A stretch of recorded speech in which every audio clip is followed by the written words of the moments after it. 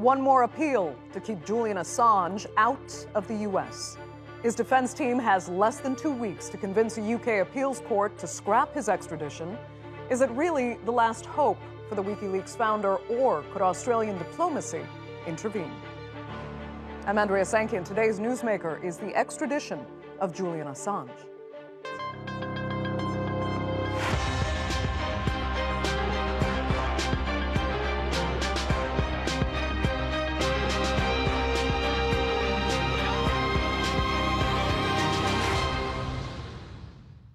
For some, the U.S. justice system is not a beacon of fairness and transparency, and in the case of Julian Assange, many see his legal ordeal as politically motivated.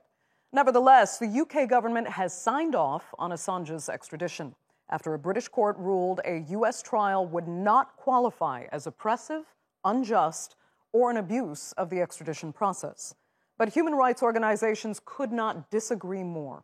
Among them, Amnesty International, who condemned the UK decision, saying the WikiLeaks founder will not find justice inside a U.S. courtroom and instead could be treated inhumanely. If the extradition proceeds, Amnesty International is extremely concerned that Assange faces a high risk of prolonged solitary confinement, which would violate the prohibition on torture or other ill treatment.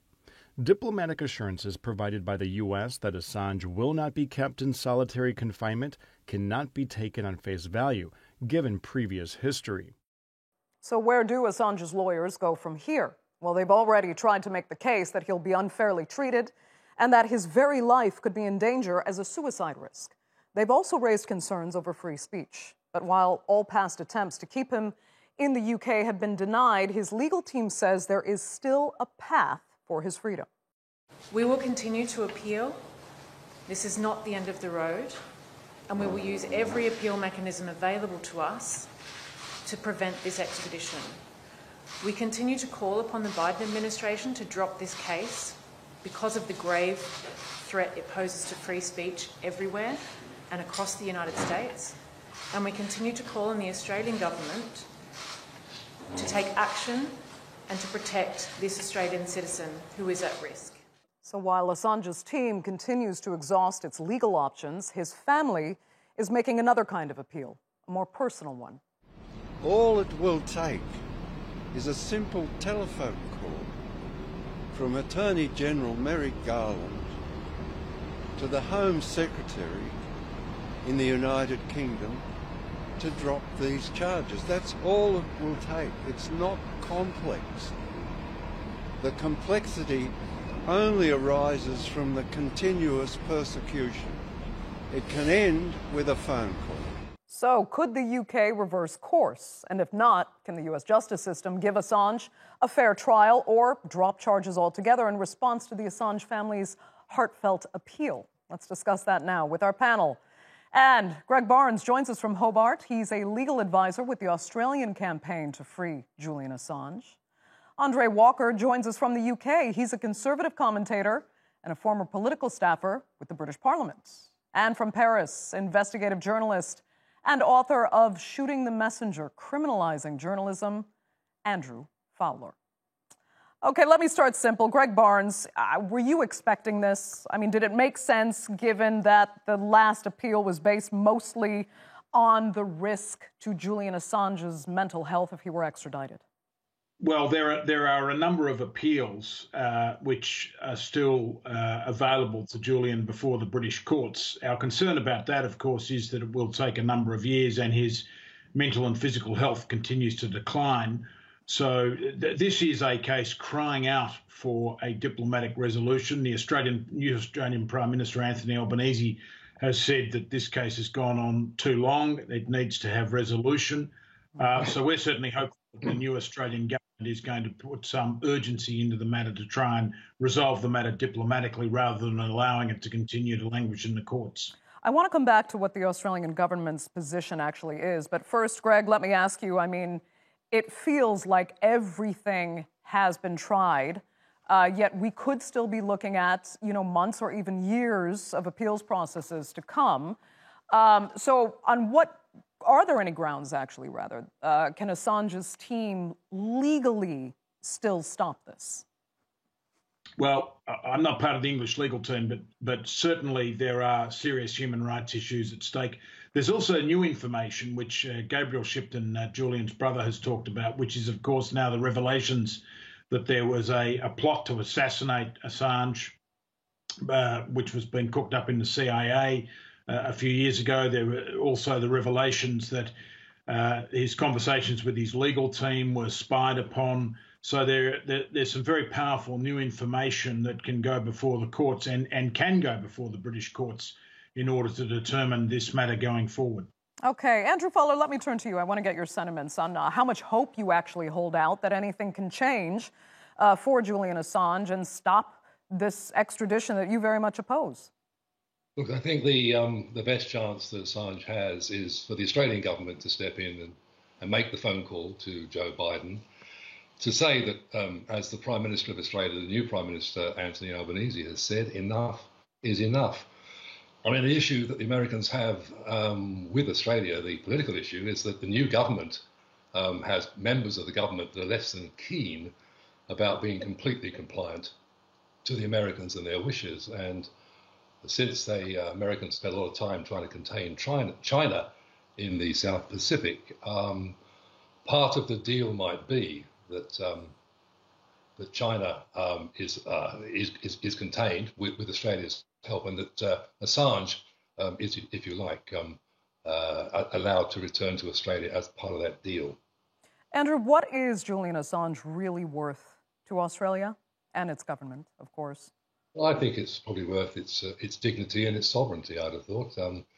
The way that the Americans have reached out around the world to snatch a foreign national and to imprison him and then to extradite him to their country really goes to the question of sovereignty of Australia. He's done nothing wrong in the United States. He's not a United States citizen. So as I say, but the best chance is a political settlement rather than this thing dragging on for months and months, and if not years, through the courts. The whole issue will now go back to the High Court, and maybe they'll appeal on the grounds of it being a political offence, which it, in my opinion, most clearly is a political offence and therefore should not be extradited.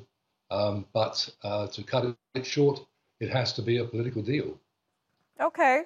Andre Walker, I could see you furrowing your brow on a couple statements you heard there. Let me just get your take on what you've heard. Do you think Australia, primarily this question, should intervene diplomatically? Is it worth it to Australia? Or are they overriding what the UK has done through its justice system on a clear and transparent basis? Well, look, I don't know whether Julian Assange is guilty or not guilty of espionage, but let's just remind ourselves, even what we've heard today, that this is an issue of Australian sovereignty, which it plainly is not, that it has gone on too long. Always remember, Julian Assange made a mockery of the British justice system when he hid in the Ecuadorian embassy for 2 years at a cost of £10 million to the British taxpayer. Look, continually we get told that effectively government and legislature are indivisible. Just because the Americans are prosecuting Julian Assange, that means he will be found guilty. I think there is no evidence to say that the American courts are not independent of the government. Similarly, the request has come that the Home Secretary should have overruled the British courts when the British courts have gone through this process. I just cannot understand for the life of me why this man cannot contest his case in the United States of America, why he obsesses over the view that American courts are not independent of the government, that he continually claims that he has a right to ride roughshod over any judicial process in the United Kingdom, that it's unfair that the United Kingdom has kept him in Belmarsh prison, given that he skipped bail and ran into an embassy for 2 years, the cost of £10 million. This man really needs to get a grip. I genuinely do not know or care whether he's guilty, but he has absolutely made a mockery of Britain, and it's time for him to go and face these charges, and good luck to him. I hope he wins. Okay. Greg, I want you to respond to that, because earlier you were pretty convinced that specifically in the Eastern District of Virginia, where Julian Assange would be tried if finally extradited, he will not get a fair trial. So please do respond to what Andre's take on Assange making a mockery of the UK justice system. Also, sure. Why wouldn't he get a fair trial in the US anyway? Well, let me deal with the mockery issue first. What Julian did in 2012 was do what any person on this planet is entitled to do, and that is to seek asylum in the embassy of another country. Any of us can do that. We can do that today. And he did it on the basis of a legitimate fear that he was going to end up being extradited to the United States. Secondly, on the issue of a fair trial, there was plenty of evidence led at the extradition hearing that the court in Eastern Virginia is notorious for not just prosecuting, but convicting people in relation to these types of offences. The third issue, which was of great relevance, and in fact one of the major reasons why it was that the Judge Baraitser originally refused to extradite Julian Assange, was because of the US penal system, which is notoriously harsh, and where the US, in fact, had to give assurances at a later point in the appeals process last year that they wouldn't put him in a supermax. And, I know as a lawyer, when countries give these assurances, they have to be taken and seen for what they are. And that is often they're not honoured. Look, I'm sorry, you can't be serious. You cannot be serious. The claim that an average person might claim political asylum and live in an embassy for 2 years, skipping bail on a criminal charge. The suggestion that is a regular thing is completely and utterly ludicrous. By the way, you do not have the right to claim asylum. You do not have the right to claim asylum if you are escaping a criminal charge. Do you know something? We heard for years about Abu Qatada, a Jordanian national accused of terrorism, and it went on like this with him year after year, of claims that he wouldn't get a fair trial in Jordan. And in the end, when we extradited him, he was found not guilty. There is simply no evidence to suggest that Julian Assange can't get a fair trial in the United States of America. Do you know something? I've got some sympathy with Assange. I hope he's found not guilty, but I'm sick to death of Britain dealing with it. Okay, Greg, go ahead. Just very quickly, your understanding of international law is wrong. All of us has the entitlement, if we wish, to seek asylum in a foreign embassy in our country, or in just criminal charges. Don't lie. Hold on. No point Andre, let Greg finish quickly. As I said, the sound can be tricky for our viewers to understand. So go ahead, Greg, finish your thoughts.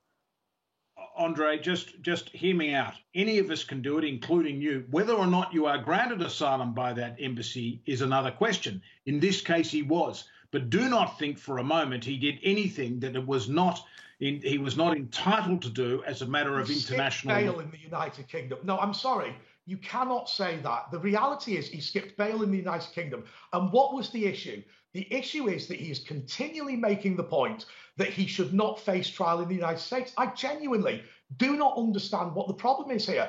This guy believes there's one rule for him and a different rule for everybody else. It is simply not true to say that the United States has not got an independent court system. It is not true to say that you cannot get a fair trial in the United States. It is not true to say that just because prosecution... At this point, I would like to give equal time. I want to get Andrew back in the conversation. Andrew, I need you to comment on this exchange you've just heard, and also do respond to the issue here that if the District of Eastern Virginia is notoriously difficult for its very high prosecution rate, and that is believed by many that there will be a biased jury in Assange's case, he can legally apply for a change of venue that could also very likely be honored. And then the argument is back that he can get a fair trial because it will not be tried in the Eastern District of Virginia. Do you not think that is how it could go for Julian Assange in his favor? Look, the problem I really have with this argument is that we're really arguing on a political pinhead, when if you look at the relationship between the various levels of administration in the United States, they may be separate on paper, but when the CIA, with 30 former CIA employees, talked to Yahoo News and explained to them how there was a plan at one time to abduct or to even, in extreme circumstances, kill Julian Assange. And we now say he can now get a fair trial in that very country whose evidence of war crimes is more likely to be found not guilty. Well, the point is... Look, what continually happens here, and I don't want to sound like a boner. Hold on, Andre, let Andrew finish, because it's, again, the sound is cutting out. Andrew, finish. Explain this point, because there is a separation, of course, but also the intelligence agencies work very closely with the administration. And that administration was trying to get Julian Assange to return to the United States. And they were prepared, according to these reports in Yahoo News, that the then CIA director more or less confirmed by saying that the people that spoke to Yahoo News should be prosecuted. That says to me that the very concerns that Julian Assange had were well-founded. One, that he might not get a fair trial. And two, that he may well end up losing his life in prison in the United States. Okay, so let's just replay that. What we've just heard is the following, which I've no doubt is true, that the CIA works very closely with the administration and there was a plot to kill Assange. What does that have to do with the independence of the court? What we continually hear is people blindly asserting that American courts are not independent of the government. And the evidence that was just cited, remember, was the relationship between the CIA and the government, which plainly has absolutely nothing to do with the jury in Virginia. No one is saying, Andre, that there is not independence between the courts on the one hand and the executive on the other hand and the legislature on the other hand. That is the separation of powers doctrine. What is being said is that in relation to this particular jurisdiction, there is considerable difficulty, if not insurmountable difficulty, in getting a fair trial in relation to these charges. And that was a matter of expert evidence which was led at the extradition hearing. So, Greg, what about that appeal for a change of venue? Dismissed at the which, by the way, was dismissed at the extradition hearing. Andre, hold on a second. Greg, I want to get your take on the appeal for a change of venue. If what you're saying is true, then why would that appeal not be honored?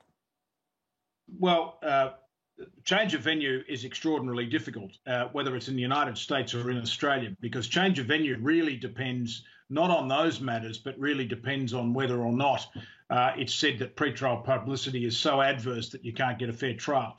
But the other issue is, of course, that which is the broader issue that we ought to look at, and that is the extraterritorial reach of the United States espionage law. This is the first time that the United States has sought to prosecute an individual who is not an American citizen, who has not set foot in the United States, but the only relationship is that he embarrassed the United States by revealing information about the United States that it did not want revealed. That is, war crimes committed in Afghanistan and Iraq. It is a very dangerous precedent as a matter of law. But, Greg, what about the argument that it's not about embarrassing the United States? It was about putting can I just make a point very putting quickly? people at risk in Iraq and Afghanistan by leaking. There is no evidence of that, and that was said in the Chelsea Manning case. When the United States was put to its proof in relation to that particular issue, there was no evidence that people's lives had been put at risk. Okay, Andre. Can I just make a point? Go ahead. Can I make a point?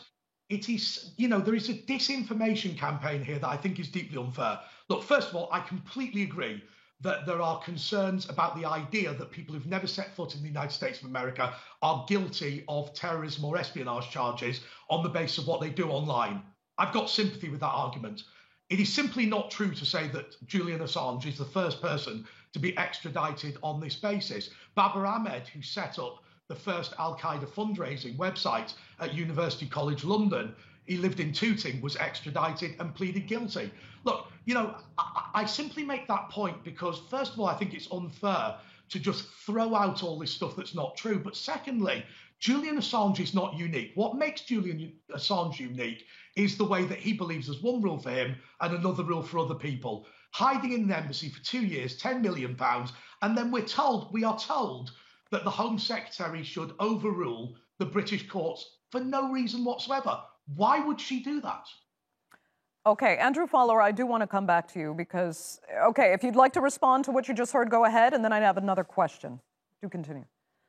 Well, I would have thought you might want to respond in a different way because it may well give her a decent place in history, somebody who stands up for the rights of journalists, and that's what we're talking about, to actually publish the truth that may be embarrassing to our allies. And that's the fundamental issue here, that if you jail Julian Assange for what he did, you may as well jail every journalist in the world that's worth their salt.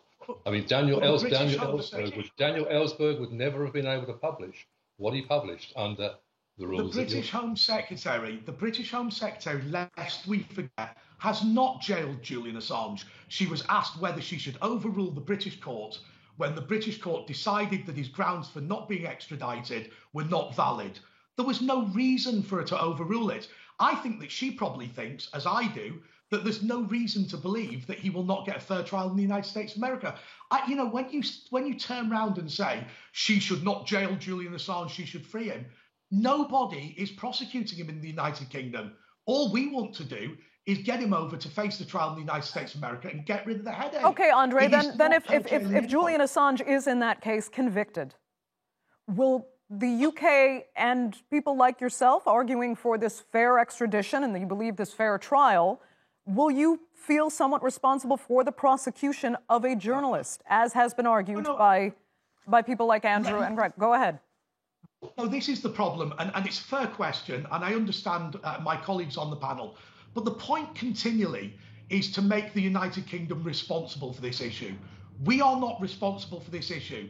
This is between Mr. Assange and the United States of America, and the problem that we've got is we are continually being invited to rule that the United States of America doesn't have a free and fair judicial system. We are continually being required to permit him to behave in the way he's behaved, when in reality, this man should settle his legal case in the United States of America. Now, let me tell you something else that's been said today. Should Australia intervene? Fine. Phone Joe Biden. It's got nothing to do with the United Kingdom. And I think we've got a genuine case for just saying we're sick of this. Okay. On the question, Andrew Fowler, go ahead, and then Greg, I'll come right back to you. Sure. On the question of whether or not it's a political offence, and whether or not the political offence should exclude Assange from being sent to the United States. I mean, certainly people, very former high office in the Conservative Party, including David Davis, think that it was a political offence and that in fact he should not be extradited because of that fact. He says that's part of the treaty, that a political offence means the person should not be extradited. Okay, Greg, go ahead. Look, the point I was going to make, that just in relation to the issue of what sentence he might get, which I think Andre touched on, one of the major issues here and one of the major issues of concern is that he faces the reality of over 170 years in prison. Now, that is, in the United States, unique in the sense that the United States does what other common law jurisdictions don't do, and it tends to impose multiple sentences on people for serious crimes, which effectively means they never get parole. It is called an effective death sentence, a death penalty, by anti-death penalty advocates, and rightly so. And it is of grave concern to many Australian lawyers and many people in the Australian Parliament that someone would go to jail for over 170 years, even over 100 years. But, Greg, let me ask you this, because, I mean, we know not only the U.S. has promised to be considerate of Assange's mental health, whether you take that at face value or not is a different question, but there's also a possibility that he could be transferred to Australia to serve out any sentence. So go ahead. Sorry.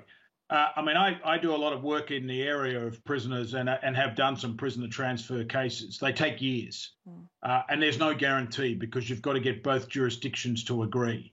But secondly, if he were given a sentence of in excess of 50 or 60 years, say, and given his age, that would mean the rest of his life, he would then have to serve that in Australia because you don't get any reduction in your sentence simply because you come to another jurisdiction. So it's no solution to that issue. Okay, Andrew, we just have about 90 seconds left, and I want to get, again, your thoughts on what you think, if this conviction goes through, if he is sentenced in a U.S. prison, what the chilling effect will be on journalism. What will we as the public, do you think, have to pay as a price for the prosecution and sentencing of this man in the United States? Look, I think this case has already had a chilling effect on journalism. Certainly in Canberra, where I've done a lot of work, and I live in Australia mainly, for sure. It's closed down sources. People are terrified. The government is extremely, well, the previous government was extremely strong and brought in a raft of legislation to shut down investigative journalism, terrorized sources, and people just stopped talking. So you're going to get this in spades. You're going to get much, much more of this and less disclosure at a time when the world's moving more towards authoritarianism, and we need investigative journalism much, much more. Okay, Andrew Fowler, Andre Walker, and Greg Barnes, thank you all so much for being with us on this edition of The Newsmakers, and our viewers, of course, for tuning in as well. Remember to subscribe to our YouTube channel. I'm Andrea Sankey. I'll see you next time.